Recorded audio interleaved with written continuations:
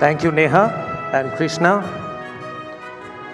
The Union Minister of Sports, Youth Affairs and Information and Broadcasting, Sri Anurag Thakurji, distinguished guests, ladies and gentlemen, welcome to the inaugural. Today is the curtain raiser of the second edition of TV9 What India Thinks Today Summit. Over the next 2 days, we will be hosting several international thought leaders and cabinet ministers and industry captains discussing India's next big leap in the arena of geoeconomics and geopolitics. And most notably, we have the summit keynote scheduled for tomorrow evening at 8 p.m., which will be delivered by none other than the Honorable Prime Minister Sri Narendra Modi ji. But this evening, we are here to celebrate the curtain raiser with a subject very close to my heart. I must mention that this evening is going to be special because apart from glamour and glitz, it will be an evening of gravitas.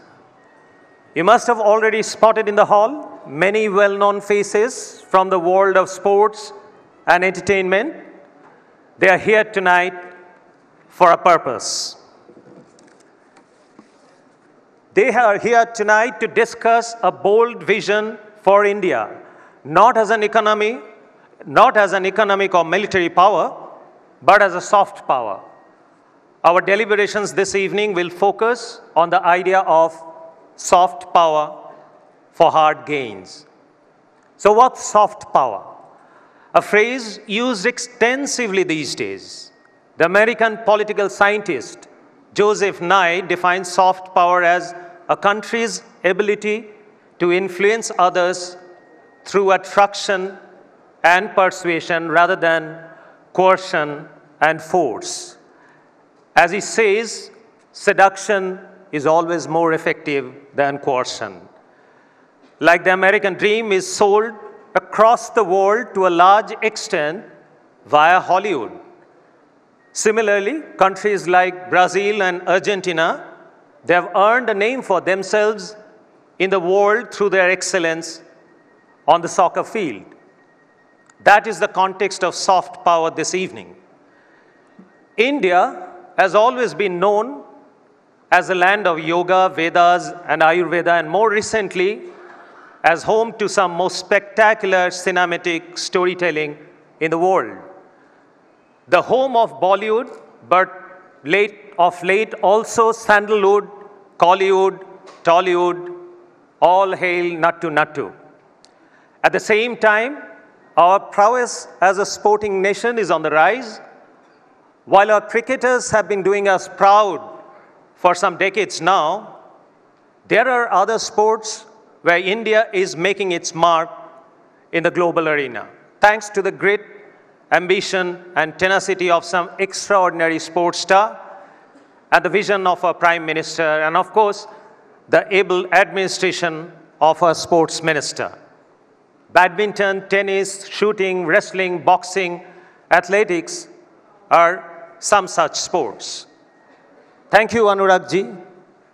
Now, as India rises in the global pecking order, earning a place for itself at the high table, there is immense opportunity for India to add to this heft through excellence in sports, movies, and music. After all, the perception of India is the sum of how the world sees us. If we as a country create more winners, like powerful cerebral content and winning champions, then we can rise faster in the world order. We can make greater hard gains, be it trade or goods or services. Let us not forget that in 2016, when Israel and Palestine agreed to give peace a chance, it was at the behest of celebrities like Roger Waters of Pink Floyd, John Bon Jovi, and Cristiano Ronaldo. The peace may not have lasted, but people-to-people goodwill remains a far better alternative to bombs and guns. This evening, over several conversations, we'll hear policymakers, celebrities, sports champions, and brand gurus develop a roadmap to further burnish brand India. Of course, no evening like this one can be complete without some celebrations. So therefore, tonight we will also be honoring a few extraordinary men and women from the world of sports and entertainment with TV9 Network's SattaSammelan Awards.